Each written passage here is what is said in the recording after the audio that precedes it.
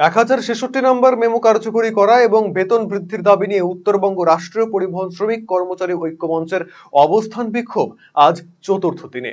গত 3 দিন ধরে এই ঐক্যমঞ্চের আন্দোলন তুফানগঞ্জ থেকে শুরু করে সিউড়ি পর্যন্ত সমস্ত ডিপোতে চলছে। আজ থেকে লাগাতার উত্তরবঙ্গ রাষ্ট্রীয় পরিবহন নিগমের পরিবহন ভবনে আন্দোলন শুরু হলো।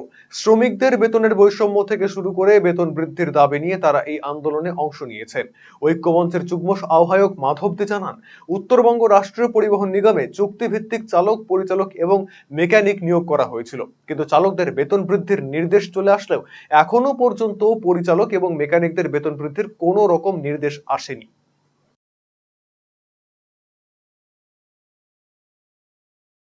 বেতন বৃদ্ধির দাবিতে আমাদের আন্দোলন আপনারা জানেন, গত 3 দিন ধরে আমাদের কোচবিহার ডিপোতে ডিআই সাহেবের ঘরের সামনে আমাদের অবস্থান বিক্ষোভ চলছিল এবং সেটা কোচবিহার থেকে শুরু করে কলকাতা অবধি 22টা ডিপোতে আমাদের সেই অবস্থান বিক্ষোভ চলছে।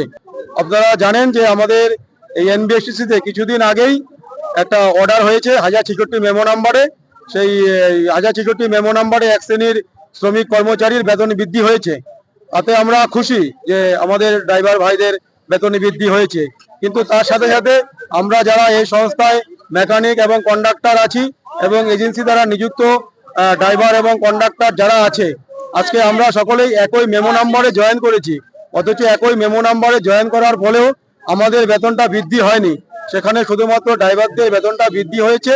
সেই নিয়ে আমাদের এই আন্দোলন, সেই নিয়ে আমাদের এই অবস্থান বিক্ষোভ। কর্তৃপক্ষের সাথে সবাই কথা হয়েছে আমাদের, আমরা ডিআই সাহেবের সাথে কথা বলেছি, আমরা ডিএম সাহেবের সাথে কথা বলেছি। আমরা আজকে আমাদের ম্যানেজিং ডাইরেক্টর সাহেবের নিকট আমরা যাব, আজকে ডেপুটেশন প্রদান করব। অন্যদিকে ঐক্যমঞ্চের যুগ্ম আহ্বায়ক রণেন্দ্রনাথ রায় বলেন, বেতন বৃদ্ধি না হওয়ায় গতকাল ময়নাগুড়ি ডিপোর কন্ডাক্টর সন্দীপ সাহা ট্রেনের নিচে আত্মহত্যা করতে বাধ্য হন। তার পরিবারে অন্তঃসত্ত্বা স্ত্রী রয়েছে।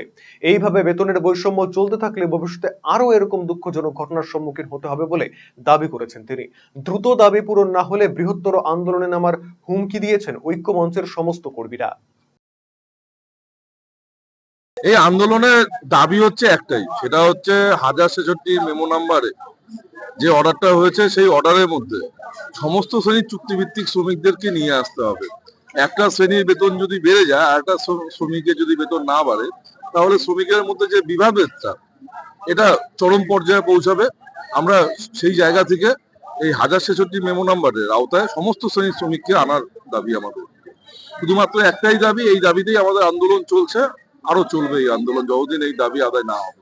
এই ছেলেটি, সহকর্মীটি আমাদের সবার জীবনের কথা, সবার মুখের কথা, কালকে তার আত্মত্যাগের মধ্য দিয়ে এই প্রশ্নটাই তুলে দিয়ে গেল যে আমরা কতটা আর্থিক অনটনের মধ্য দিয়ে সংসার।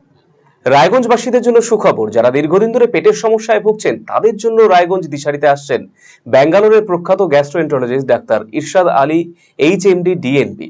এখন থেকে প্রতি মাসে নির্দিষ্ট দিনে ডাক্তারবাবুকে দেখাতে আজই যোগাযোগ করুন দিশারি হেলথ কেয়ার, উকিলপাড়া, রায়গঞ্জ শাখায়। যোগাযোগ করুন 7477785509 এই নম্বরে এবং 7477785512 এই নম্বরে।